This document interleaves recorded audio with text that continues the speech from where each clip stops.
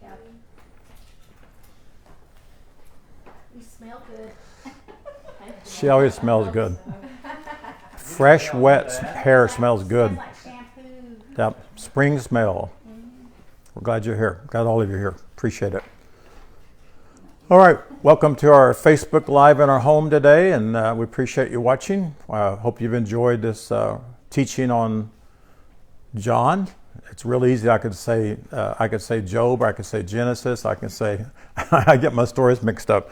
The other day, somebody asked me about something in John, and I was telling the story about in Job, and I go, "Whoops, I got the story mixed up." But when you spend all your time writing those and studying, it does get mixed up, but it's really good. So if you haven't watched these, hi Kay, glad you're here. If you haven't watched any of our podcasts, I did one for Kay last week. It's on my page and her page, but I've been doing a lot of these with what I call the Jerry and Sherry show. And I got several calls this week about them. Some guys want to know how they can hire the man and the woman to do it for them, and but it is AI.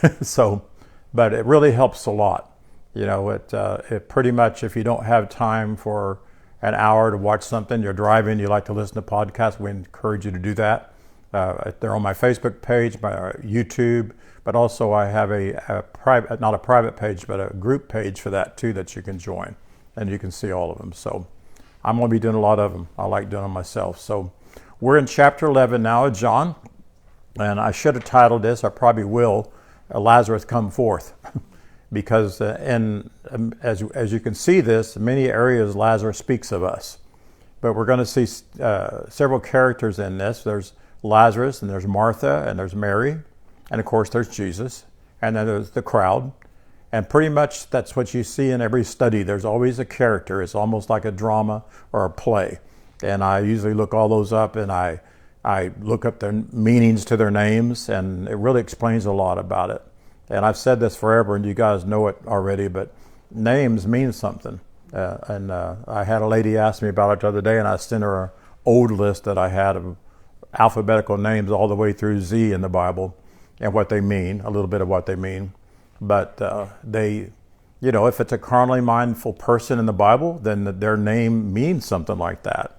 But most people's names are today that I've ever look it up. It has a really good meaning to it, and so we probably won't get through this whole lesson. I've got 19 pages of notes, so I promise you I won't try to do that. And so we'll finish it next week. So either leave your notes here for next week, or take them home and bring them back, and I'll have those for you. So in chapter 11. What we're doing is we're entering into a passage that's often viewed through the lens of physical resurrection. But what we'll see with our single eye is something much greater than that. And that's what we're looking for. We're looking for something deeper than just the physical story, because those physical stories don't help us at all, except for they may put hope in the future. Yeah, like I hope I get resurrected someday. I hope Jesus will say someday, come forth out of that grave or whatever. And so it's very evident that a lot of these stories are geared towards that, to promote those belief systems. But in John 11, 1 through 27, we're not merely reading about a man named Lazarus that physically died. We're exploring an allegory of the awareness of what has fallen asleep. And what has fallen asleep is mankind fell asleep to the Logos, or to the voice of the Spirit that calls that awareness to rise up. That's what happened in, whether it was the first race of man or one man and woman, whatever, from feeding on the knowledge of good and bad, they fell asleep. They no longer walked in the cool of the day anymore. When Father spoke to them and said, "Where are you?" In other words, you're not in contact with me anymore. We're not having spiritual fellowship. You're not in tune with me, as I talk about a lot. So Lazarus represents the part of us that appears lifeless, buried under religious tradition. And when I say us, I'm not necessarily talking about us personally, but the world, if you would. Outer law. You can even not go to church, so you can still be exposed to fear and separation thinking. You can get just a lot by osmosis. It's on TV. You live in the United States of America. Western evangelical Christianity is involved in almost everything. And the billboards that you see or whatever. And so So he is that divine spark, that's the Logos is the divine spark in every man, though hidden in a tomb of old awareness. That's what Lazarus speaks of. But still hears the call of Spirit saying, come forth. So no matter how low you get in your awareness, you can still hear Spirit calling. And that's what a lot of times people have to kind of get to the very bottom before they finally say, this is not my life. I don't have to live this way. And wherever you're at, Spirit will always speak to you when you're ready. So then Martha and Mary are two facets of our inner being. They show us what happens when parts of us grieves for what appears to be lost, while another part hopes for what might someday be restored. And so the Logos then speaks to both, not with the promise of someday, but with a bold declaration, I exist, the resurrection and the life. Martha was talking about Jesus being resurrected in the last day, and Jesus said, I am the resurrection. It doesn't mean he's going to resurrect us all someday, which we've been taught, but it means he's here to resurrect us back to our proper awareness, to the Logos life.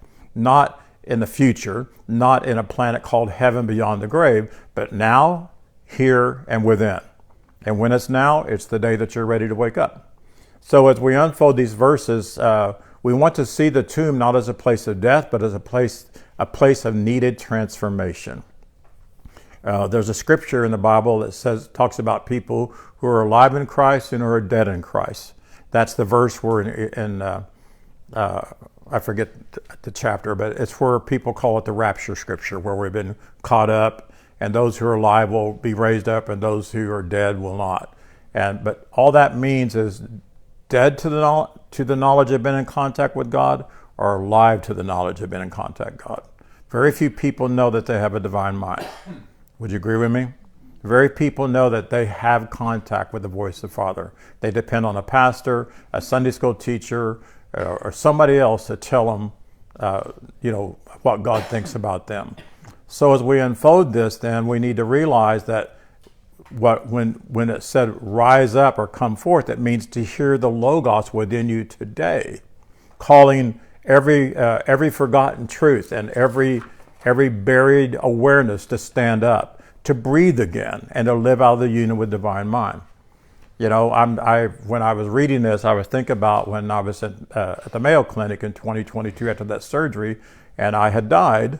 And these people were calling me forth, they were using their devices and they were calling me forth. And the doctor told Angela and John they didn't think they were going to get me back. But they kept saying, come forth, come forth, come forth. And what happened? I go, what did I do? I took in a breath.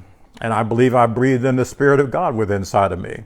And to me, that's what that calling forth is. So we're not waiting on Spirit. Spirit is waiting on us to remember. We're no longer waiting for God to do something. That's been the biggest problem in the world. Well, when is God going to do this? When is God going to do this? When is all this going to happen? And the truth is it's us. We have to be ready. So let's read John 11, 1 through 6 in the King James Version. Now, a certain man was sick, named Lazarus, of Bethany, the town of Mary and her sister Martha. It was that Mary which anointed the Lord with the ointment and wiped his feet, and with her hair, and it was her brother. Therefore his sister sent him, saying, Lord, behold, he whom you love is sick. When Jesus heard that, he said, this sickness is not unto death, but for the glory of God, and the Son of God might be glorified thereby. Now Jesus loved Martha and her sister and Lazarus. When he had heard, therefore, that he was sick, he abode 2 days still in the same place where he was. And so people read that a lot and they think, why didn't he go? Nobody really can answer that question. And then it said he was sick for the glory of God. Well, that's not true. God doesn't want us to be sick. So first of all, let's look at some names and places and see what they mean. Lazarus is a Hebrew word that means God has helped. And metaphysically, Lazarus speaks of the part of man's awareness that appears dead or inactive to spirit, but is always loved and always held in remembrance by Father. It awaits awakening. So Spirit is waiting to awaken us up. Spirit inside of you knows there's more life than you know about you, right? And then Bethany which is Bethana in Hebrew. It's a house of affliction or a house of response. So metaphysically, Bethany symbolizes a place in awareness where affliction or pressing circumstances create the opportunity for deeper spiritual response and transformation. So the affliction is not from God, the affliction is consequences. Sometimes, like I said, sometimes you get finally to the place where you say, this is not working. These consequences are not comfortable. And then you begin to be open for and responsive to spiritual, the voice of spirit. You become responsive to transformation. What needs to be transformed? Not you, but your awareness, right? So Mary then, is Miriam in Hebrew, means beloved. The loving, intuitive, contemplative part of awareness that longs for truth, often sitting at the feet of spirit or breath. So we see here, Martha was always working all the time, right? You know the story. You probably never heard it. But Martha was always working. Mary was sitting at the feet of Jesus. Mary wanted to hear what Jesus. Mary was interested in spiritual things. And so then Martha means lady, mistress, or authority. And this means the active reasoning aspect of awareness that seeks to serve, seeks to fix, seeks to work, and often distracted by appearances. So, you know, we in the church that we were in, the biggest thing that we were taught to do was work. And we were working in the church, helping the church. And I'm not saying there's nothing wrong with that. But if you're doing it out of obligation, then there is. You do it just because you love, because you care. But there were people so busy working that they didn't really have time to do anything else. They had their job that they did. They worked in the church. They were busy doing what they were called to do, but there was never any real time of learning and feeding on the Logos of the Word. And so, metaphysically, this verse 1 here speaks, there was an aspect in man's awareness, named Lazarus, that appeared lifeless and forgotten. Yet it dwelled in the inner realm of pressing transformation called Bethany, with two inner voices, Martha, the active outer service, and Mary, the inward longing for spiritual truth. So Lazarus represents the part of our awareness that appears asleep. It appears inactive, it appears lifeless, but it's not dead. There are a lot of people who say, I can't understand these things. I've never studied the Bible very much. All these things about it, and they feel like that they can't understand these things, but it's not true. It's not true at all, because it's not your intellect that causes you, it's your willingness that causes you to understand. Because the Bible says that Father will give us a quick understanding or a quick awakening. All we need is to have the want to. And so Martha, the active outer service, and Mary, the inward longing for spiritual truth. So Lazarus represents a part of our awareness that appears, again, to be asleep, lifeless. It simply lies dormant. There's nobody beyond restoration. I was taught in my youth that there were people that did things that they could never get saved, that they were never going to go to heaven because of certain things that they did that they thought that was unforgivable sins or whatever. None of that's true. There's nothing that you do or don't do that can hold you back, because you already are. So what we're not, I say this all the time, but it's important to hear this. We're not saying these things to try to make them become true. They already are true. Everything that we want is already true of us right now. Everything we desire, we have it right now. We do have all knowledge, and it's getting greater and greater. So the name Lazarus means God has helped, showing us that this part of our being is never forgotten by divine mind, no matter how hidden it seems, no matter how hard it seems, you can't understand. Donna can tell you, I really don't like it when people say, I can't do something, because there's really nothing you can't do. If it's within your heart to do it, and there's a desire within inside of you, you can do anything. The Bible says all things are possible through contact with the divine mind. And so then we find Bethany here, the house of affliction, the house of response. It represents inner tension where spiritual transformation begins. It's in such tension or emotional, or there's a mental struggle sometimes, because all that religiosity that we were taught holds us back. What about this? Well, what about this? And what about, and it just goes on and on and on. And I understand that. I deal with a lot of people that are hungry, but I finally, after they asked probably about 20 or 30 questions, maybe over 2 or 3 conversations, then I always say, let me tell you something. Until you stop asking all the questions and you stop and you begin to listen to what has already been grounded out for you, you'll never get them answered, because there's millions and millions of questions about the Bible that people don't understand. You've got to back up and you've got to see the whole thing, and you've got to learn that it's all about awareness. Whether it's a carnal awareness or a spiritual awareness, that's what the Bible's about. The code to the Bible is God's unconditional love. I'm telling you, I've read the Bible many, many times, and I didn't see love in a whole lot of stuff. Have you? I mean, you've heard the old stories, some about God did this and God did that to people, and God told them to go wipe out whole cities, even the children. That's why a lot of people just read Jesus. They skip through it. Yeah, a lot of people do, because it doesn't make sense.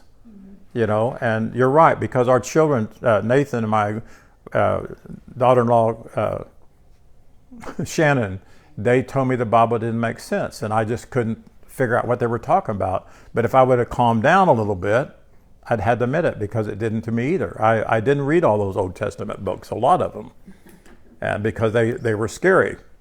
So it's a tension that controls your emotions, and but what needs to be controlling your emotions is spirit. And that the only way that can happen is for us to calm down, be calm and quiet, and listen to that voice. So Martha and Mary personify our dual aspects of awareness: one silent and contemplative, or one that's busy and outward all the time. And yet both desire life. But the one that's busy all the time and too busy to sit and be still, they struggle a lot. So Mary, the inner contemplative voice who once anointed the Logos with understanding, was deeply connected to Lazarus. Her awareness was longing for healing, longing for an awakening of that hidden part within inside. And the gospel notes that this is the same Mary, which is Magdalene, that anointed Jesus. So this tells us her awareness is progressing. She's growing more in deeper spiritual perception, if you would, than others. The mention of the ointment suggests that she already began to recognize that there was a revered inner voice of the Logos within inside of her. Mary Magdalene was much more than we thought we were taught she was. She was not a harlot. That's just all made up. Was not a prostitute. It's all made up. She was a very spiritually attuned woman. And so her love for Lazarus is the soul's desire to awaken everything within her into divine union with Spirit. So the sisters sent a message inward saying, the one you love, this part of me, is not functioning in awareness. That's what they were speaking to Jesus, who was the awakened one. So this is a cry within. Spirit, help me awaken this part of myself that seems void. That would be a good prayer for a lot of people.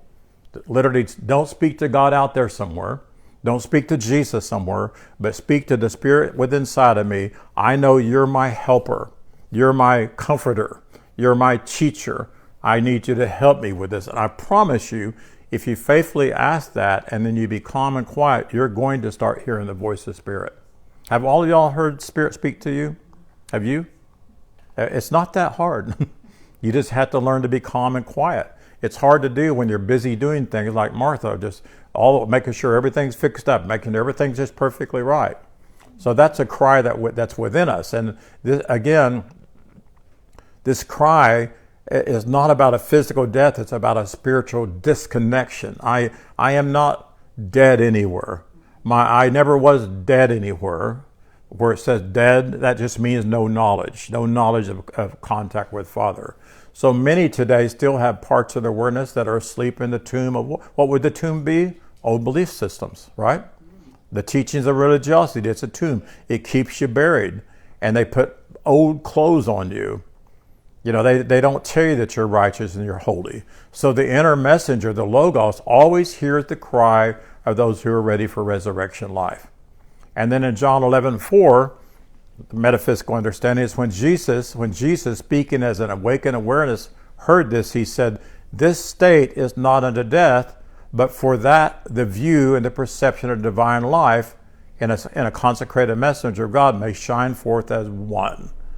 And so what he's saying here, this is one of the most freeing statements that you can ever imagine. This is not unto death. There's so many things that we think we've done that it's kind of the end of our life. That we're never going to see God, we're never going to make it. Even what looks dead in your awareness is not dead to Father, because there is no death to Father. Rather than judging the dormant part, Spirit sees it as a place for revealing or for demonstration of this arising of your divine identity. One of the first things people need to hear is who they really are. You're not who they said you are. You're not who you say you are. You're who Father says you are. And you are a son of God. You are a daughter of God. You're righteous. You're holy. You have the same divine mind. There's nothing wrong with you whatsoever, who you are. And so the phrase that a son of God might reveal or view perception in him is about revealing what has always been true. This is the beginning of spiritual resurrection, that these things have always been true of you. You didn't do anything to become, and you don't need to do anything to become. All the rules that we were giving to please God, that they're all a lie, because Father's already pleased with us. So now, awakened awareness pictured by Jesus, held deep by Martha and Mary within, for that part of the awareness called Lazarus. So the verse reminds us that the Logos does not reject any part of our being, whether we're busy or we're not busy, whether we're contemplative or we're dormant like Lazarus. All are included in divine affection. Love is not partial. It sees all aspects, and the redeemable part is not really redeeming us to God. It's God back to us. It's us to God, because man is the one that left in their awareness. So if there is any redemption, it's the redemption of our awareness. But truthfully, redeem and redemption actually means kinship. So what would that be then? How would that redeem us? It would remind us that we have always been one with God. We're not separate from God. So when we have received this inner prompting, he chooses to remain in stillness, according here, for 2 more days. In other words, Jesus, with his awareness, stayed in stillness, resting in awareness that life is always, and even before the arising, there's still life there. And what I'm saying about that is, you may think you're dead to all this stuff. You may think it's too late for me. I'm 90 years old, or I've been taught this for all these years. There's always a time where there can be a rising, where there can be a tremendous awakening in people's lives. So this may sound contradictory, but it reveals this spiritual principle. Awakening does not rush. Sometimes we want people to hurry up and wake up, but it doesn't rush. The Logos rests in full knowing that no part of man is ever truly dead. There's no urgency. So the 2 days represents divine timing. It represents a process of allowing the old awareness to exhaust itself, because sometimes people, they're just not ready to wake it up. And, in the bed in there, sometimes we're just not ready to wake up. You ever try to wake a child up that doesn't want to be awakened? It's not easy. Or a wife that doesn't want to be awakened. So waiting here also pictures the letting go of effort. Effort is a big enemy to us. When we're trying to do something to be, then again, it's holding back who you already are. So spirit does not strive. It holds space for transformation until the awareness is ready to rise within you. So it's not delay. It's a sacred dance. It's a sacred rhythm of the Logos. It's the creative spiritual activity that's respective, and it will function when you're ready. And also, when you're trying to help people, you can't push them and try to get them to hurry up either. All right? I had to learn that myself sometimes. Okay, John 11, 7 through 15. Then after that he said to his disciples, "Let us go into Judea again." His disciples said to him, "Master, the Jews of late sought to stone you, and you're going to go there again?" And Jesus answered, "Are there not 12 hours in the day? If any man walk in the day, he stumbles not, because he sees the light of this world. But if a man walk in the night, he stumbles, because there is no light in him." These things said he, and after that he said to them, "Our friend Lazarus sleepeth, but I go that I may awaken him out of the sleep. Then said his disciples, Lord, if he is asleep, he shall do well. They didn't understand him. So, howbeit Jesus spake of his death. But they thought that he had spoken of taking of rest and sleep. Then said Jesus unto them plainly, Lazarus is dead. And I'm glad for your sake that I was not there to the intent you may believe. Nevertheless, let us go unto him. There again, the translations are just terrible, aren't they? I don't know how preachers preach that, to tell you the truth. But, so let's understand some things first. Judea is Judah, Y-E-H-U-D-A, and it means praise, which means to tell a story. Our land of the Jews, it represents a realm of duality, law-based thinking, or out of religious effort that often results spiritual awakening. Let me read that again. Okay, I see you taking notes there. Praise, our land of the Jews, a realm of duality, which means law-based thinking or out of religious efforts that often resist spiritual awakening. And the disciple is Matthias, and it means student, learner, follower. So those are aspects of man's awareness been trained to live out of the Logos instead of the law. And then sleep is K-O-I-M-A. And what would you guess it means? To lay down. To lie down, to rest, to fall asleep. It's a metaphor for death in the Bible. Unawakened awareness or dormant spiritual consciousness awaiting for activation. And then 12 is D-O-D-E-K-A in the Hebrew, and it means a complete or governmental number and a symbol of divine order, spiritual structure, or fulfilling function faculties within the awakened man. Do you get your mom's transcript that I send to her of these? Do you know I do it? I message her a transcript. So if you ever want to get it, you can get all these notes off from it. Just print it out. Okay, so John 11:7 and so forth. The metaphysical understanding of that, it says, then awakened awareness said within itself, let us return to the region of duality, law, and conflict. That place in our consciousness is still held in Judea. So they're returning to this place of carnality, if you would.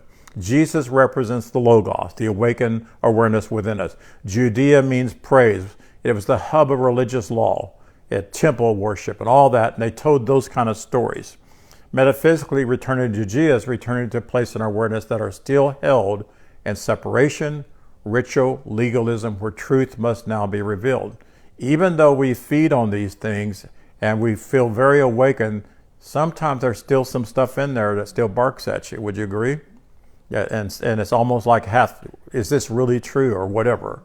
And so often we have to allow Spirit to dig those things out, I guess, and remove them. And how we do that is we continue to focus and feed and feed and feed. And it's just like my body. If my body is weak on iron and they're low iron, and they tell me, well, you need to eat some spinach and whatever, I guess meat has iron and all that. So is one meal going to take care of that? No, I have to keep feeding on it and feeding on it. So if something pops up, instead of trying to deal with it and fight it and rebuke it, you keep feeding on the Logos, and it takes care of all that. And so this inner disciple, our faculties still will always need to be trained, because there's more and more and more. This is the inexhaustible riches. I mean, the Bible is so big, so much understanding. And yes, you don't have to study the rest of your life. You can go on and live your life the way you want. It depends on who you are and what you want to do. I'm a cherubim. I want to bless people. I want to be equipped to help people. I fully know that when I study something, that week, almost invariably, I'm going to be led into somebody's life, or somebody's going to call me and they're going to ask me the exact question that I studied. That's the way Spirit works in our life. So we want to go to places. We want to go to places where people need help, and we want to be able to help them. So we see this resistance sometimes from within. The faculties of our awareness still are conditioned sometimes by fear, sometimes by memory. You know, your dreams, a lot of times, those memories come back to you. Would you agree with me? And that's why I have to speak to my dreams all the time. And it used to be tougher. I used to have a lot of horrible dreams all the time. I don't anymore. Sometimes I have really crazy dreams, but I still speak to myself when I lay down at night, and I say my dreams will be spiritual dreams. My dreams will be Father speaking to me, and I will not dream things that are not expedient, that are not true. And I do that every night when I lay down. And if I wake up in the middle of the night and there's something that's not comfortable, I speak to myself again. And if they keep coming, I get out of bed. I don't allow it, and I go in and I just study. And so here we see this resistance sometimes, and then what happens, stoning takes place. Like I said last week, and we begin to stone ourselves with harsh judgment, with mental resistance. In other words, we try to fight it, and then sometimes there's a denial that I'm not really who I say I am because of this or because of that. But the Logos-minded is not afraid to go back. It's always returned. It always heals. It always awakens. And that's why I continue to speak the Logos over myself. And I do you guys too. I speak over you guys constantly. So awakened awareness then can answer this to us. And that if we walk in the light, we don't stumble. And so what it means by stumble is stumble and go back to all that fighting and resisting and all that stuff that held us down. We see this inner illumination of the divine mind. So this declares the timelessness of spiritual activity. Used in 12 hours, speaks of divine order. It speaks of completeness rather than fear or tradition. So Jesus is saying when you move by awareness, you're safe even in the difficult, by spiritual awareness, you're safe even in the difficult times. Even when there's bad thoughts that come, or tough thoughts, or accusing thoughts, or somebody says something about you, you're safe and you can remain calm. All right? But if the one that lives in the night without awakened awareness, they stumble because they're not tuned. They're not tuned into the light within inside. And so this contrasts night and day, not as times, but as states of awareness. Night represents ignorance. And again, ignorance is not a bad thing. You know, if somebody says you're ignorant, they may mean it that way, but ignorant just means ignorant to some kind of understanding. There are a lot of things I'm ignorant to. If you ask me to tell you how a doctor operates on a brain, no, I'm ignorant. So it's not a bad thing. And so there are people that they do walk in ignorance to spiritual understanding. They're unconscious to spiritual understanding, and they're ruled by dependency on outer law. You do this, this will happen. You do this, this will happen. It's always a consequential thing. And we're always trying to do what blesses us, and we're already blessed. So they stumble because of the lack of illumination of the single eye. So then Jesus said, our Lazarus, our dormant awareness is what this is talking about, has fallen asleep. But I go to awaken the heart awareness. And that's what Jesus was there for. That's the only reason Jesus came, was to awaken people's heart awareness to who Father was and who they were. So this is one of the clearest teachings of resurrection. Lazarus is not dead. He's fallen asleep, his state of awareness. And Jesus, representing the Logos, says, I restore awareness to its rightful identity. And I've said this many times about the people that followed Jesus. In the Bible, it looks like they were mentally ill, but their awareness was off. And so that's what he did. He changed their awareness of who they are. I think mentally ill people, along with everybody else, their biggest problem is they don't know who they are, their awareness. And so science tries to go back in their past and try to find out all kinds of stuff. But I think one of the number one things we need to help people with is, tell me who you are. Tell me really who you are. What is it about yourself that you don't like? And then you can correct that. That's not who you are. A lot of people relate themselves on what was done to them. But what was done to you is not who you are. Yes, it was a bad thing. Yes, but it's not who you are. And we need to be taught how not to relate to that. So these are our logical thoughts, assuming that all healing is automatic. And we don't grasp the fact that there are parts of our awareness that needs help. You can't just lay your hands on somebody and heal their awareness. They need to hear the truth. So not everything awakens naturally because there's a direct intervention without the Logos, without listening attentively. People need to hear truth. So They did not yet understand what he said when he said asleep, but he meant spiritually unconscious, not physical death, but spiritually unconscious. So Scripture reveals here that spiritual metaphors are misunderstood when interpreted wrong, and this is what religion has done. They've interpreted what Jesus said, they've interpreted what Spirit said to prophets completely wrong, and it's brought a lot of confusion, and it's put people to sleep.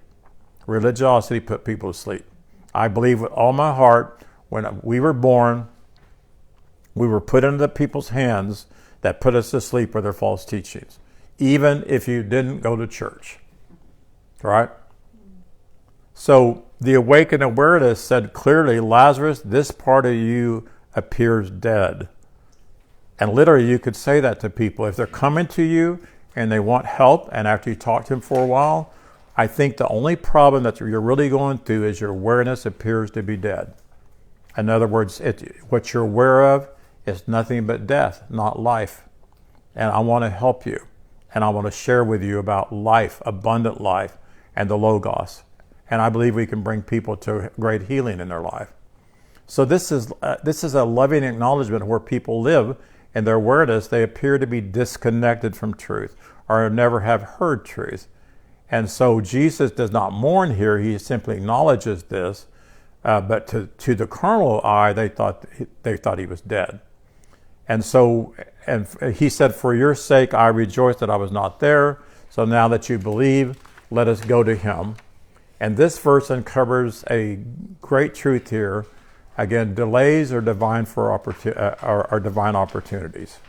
Had Jesus acted earlier, the full lesson of resurrection awareness would not have been seen, because those 2 days he taught his disciples. He was getting them ready to see what they were going to see.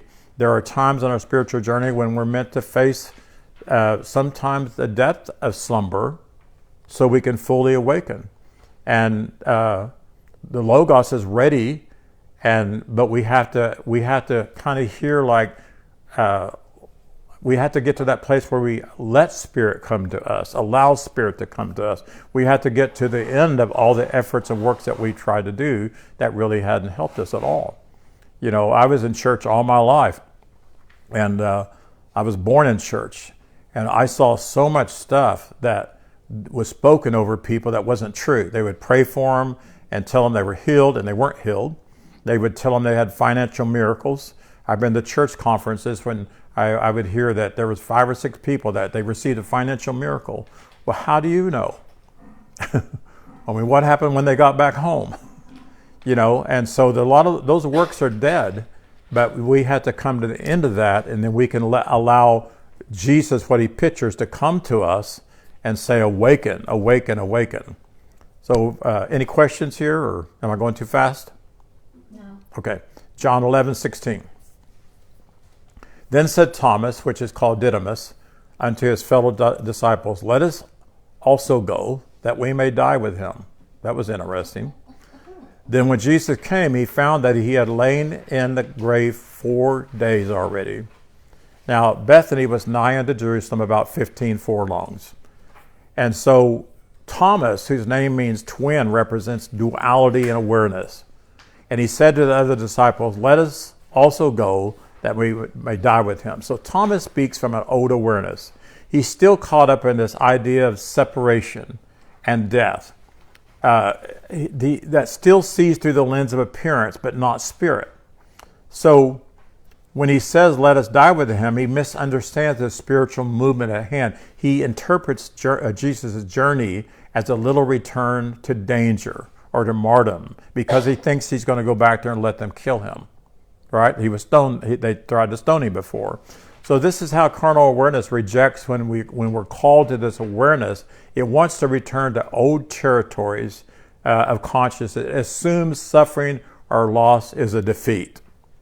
And so many, many times when we're going through our life and we're doing just fine, and all of a sudden something happens mentally or whatever, we think it's a defeat, but it's not. So the invitation was never to die. The invitation was to awaken. It's always to awaken. Thomas, like many people today, had not yet discerned the truth about death. There is no power in death. When we say our loved ones died, they didn't really die. And people think, well, look at them, they're dead. But see, that's not who they are. They are spirit. That was their visible projection. That's what they were, the visible spirit. But when the visible is laid down, who you really are is always here. Always here. And I know that doesn't help somebody when they've lost a husband or a wife or whatever to tell them. But if you know that already, then it helps to really know that they're still here. They still exist. They surround us. Somebody asked me the other day, they asked me where are they at on the other side? And I said, there is no other side. There is no other place because there's no distance in spirit. There's no distance. There's no time. They're all around us. And I personally believe there will be a day when we fully awaken where we will see them. We'll see the host of heaven all around us. And heaven actually means an awareness. They're fully aware now, completely aware now. So when awakened awareness arrives at the place of affliction, he found that Lazarus had already been in the tomb for 4 days. This verse sets the scene not for despair, but for demonstration. The 4 days symbolizes a full cycle of carnality, if you would. In Luke chapter 4, it talks about Jesus being out in the desert for 40 days and 40 nights. The word desert means a place of being alone, getting away from the clutter of carnal sounds and the crowds and everything. And so 40, when you look at 40 and 4, it represents the realm of the earth. We have 4 walls. We live in a house with 4 walls. We get buried in graves with 4 walls. There's 4 winds. There's all kinds of 4s. That's the realm of the earth. And so Lazarus had reached the limit of unawareness. He was fully immersed in what looked to be spiritual death. And the tomb represents the sealed awareness that places man in this consciousness that has accepted limitation, has accepted lifelessness, and has accepted finality. Like, this is the end. And I'm telling you what, there's never an end. No matter what they say about you, there's never an end. So the number 4 also represents foundational transformation. It speaks of physical structure, order, and earthly manifestation, is what that speaks of. So while religion sees these 4 days as evidence of decay, spirit sees them as readiness. Lazarus was not lost. He was ripened for awakening, if it would. So what does that mean? When you come to the end of all that worldly stuff, all that realm of the earth, the realm of 4 or whatever, when you come to the end of that, then you're ready and you're ripened for perfect awakening. And what happened to Jesus, Kay was teaching on this other day, Jesus didn't come into this world fully aware when he was born as a baby. The Bible says that he waxed strong and grew exponentially. He went out and studied. He learned a lot of stuff, a lot of things. He did go and get along for himself, and he was in this world, but not of this world. And so because of his separation from all that, holding himself back, he was fully ready. So at the end of that, in Luke chapter 4, when he had settled those 2 questions, am I who God says I am? And am I here to take over and be their king? Or am I able to suffer the judgment of the Jews? It said the judgment of the world. He settled those 2 questions. It said he immediately entered into spirit. And it said the fame of him was heard all throughout the earth. And that's when he started his mission, mandate, and ministry. And he functioned very powerfully, but he couldn't do what he was there to do because they were not ready. They were still steeped into religion. They were still steeped into the fear of the Roman Empire and the fear of the Pharisees and Sadducees. All they loved him and they wanted him, but they mainly wanted him to do things for them, right? And that's not what he was there for. He wasn't there to fix them. He wasn't there to feed them. He wasn't there to provide money for them. He was there to correct their awareness.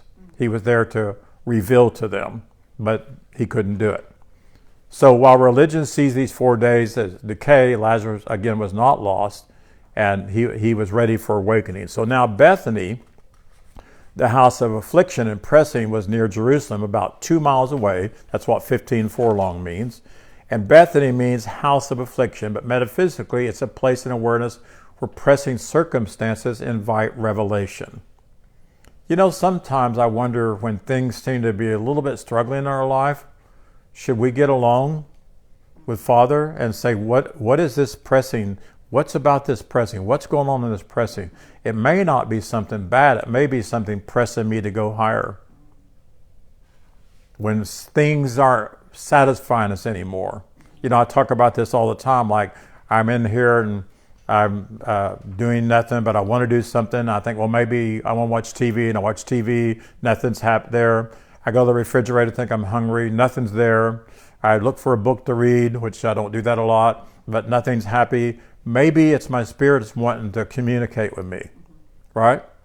And so I think sometimes this points to this, when this is pressing like this, it's not a bad thing. It's pressing. It's an invite to revelation. It's an invite to come in fellowship. It's close to Jerusalem, which pictures the abode of spiritual consciousness. So the number 15 is significant because it symbolizes rest, it symbolizes renewal and deliverance. Rest, renewal, and deliverance. Don and I was talking about what the Spanish people do with their young ladies when they're 15. What is that called? Do you know what it's called? Say it again. Something like that. But they celebrate that young lady entering into this position right here, if you would. They call it maturity, but it means rest, renewal, and deliverance. And so she's resting from her childhood, I guess, and she's been delivered from all that stuff, and it points to this transformation that's taking place. And that's what it points to here. This transformation of Lazarus' state of being from darkness to light. The fact that Bethany was close to Jerusalem indicates that the affliction is never far from awakening. We're always close to Jerusalem. We're always close to the spiritual awakening. That which seems like suffering is often the nearest portal to peace. It doesn't mean Father sends suffering. But if you're suffering from something, it should point you to peace. It should point you to tasting and seeing. It should point you to drawing nearer and nearer in your awareness. That which seems like that. So if we yield and we listen to divine mind within, then that brings us peace. If you're out of peace, you just need to, by faith, Father, I'm yielding to my divine mind within inside of me. You are my peace. I have peace within me. And so by faith, I receive peace. And I lift that up into me. So Thomas, the twin, means dual awareness. It means doubtful. It means divided between spirits and appearance. And then let us die within means the carnal thoughts that assumes loss or martyrdom is the path of truth. In other words, suffering for Jesus, working for Jesus, all that stuff we used to say. 4 days in the tomb is the immersion in forgotten identity, symbolic of deep unconsciousness. And I've already told you about Bethany and Jerusalem in 15. 15 is rest, renewal, and spiritual release from our outer effort. John 11:19. Just a few more minutes and I'll quit. We'll just get this one here. And many of the Jews came to Martha and Mary to comfort them concerning their brother. Then Martha, as soon as she heard that Jesus was coming, went and met him. But Mary sat still in the house. Then said Martha to Jesus, Lord, if you had been here, my brother had not died. But I know that even now, whatsoever you shall ask of God, God will give it to you. So here in verse 19, many of the Judeans, they're still living under this awareness of law and outward worship, had come to console Martha and Mary with their teaching, with their, it's all right, he's in a better place now.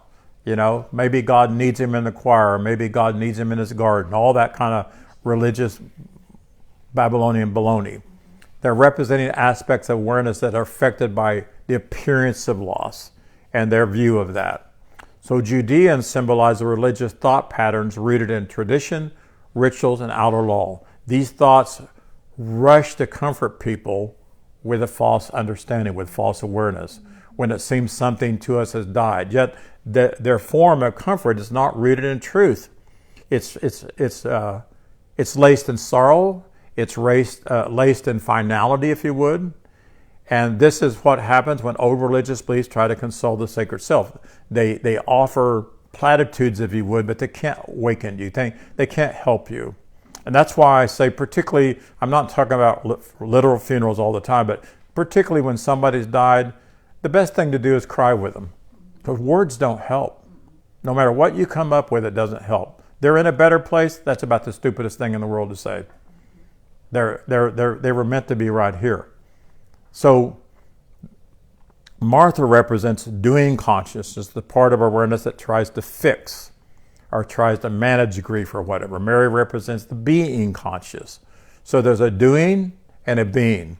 Doing is doing to be. Doing is doing to please all the time, right? But being is you're just being who you are. And when you're being who you are, in a sense, you're the queen of the king. Your life is what it's meant to be.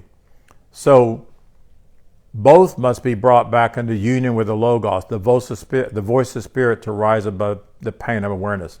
So when Martha heard that awakened awareness, talking about Jesus, she went to meeting. But Mary still within remains seated in contemplation. What does that mean? At rest. She's still contemplating these things.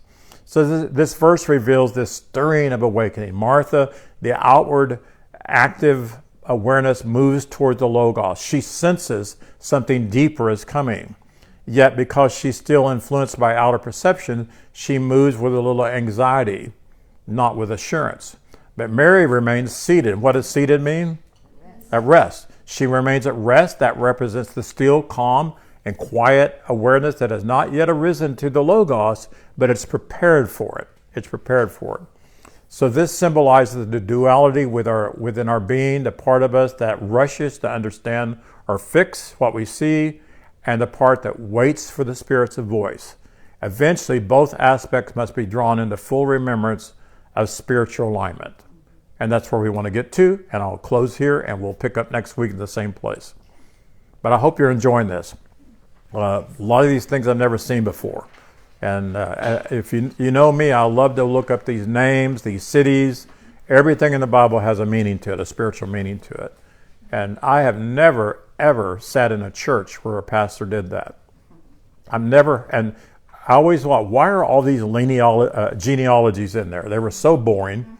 If you want to go to sleep, read genealogies. But if you want to wake up, see what those names mean. And then you can't stop them. Wow.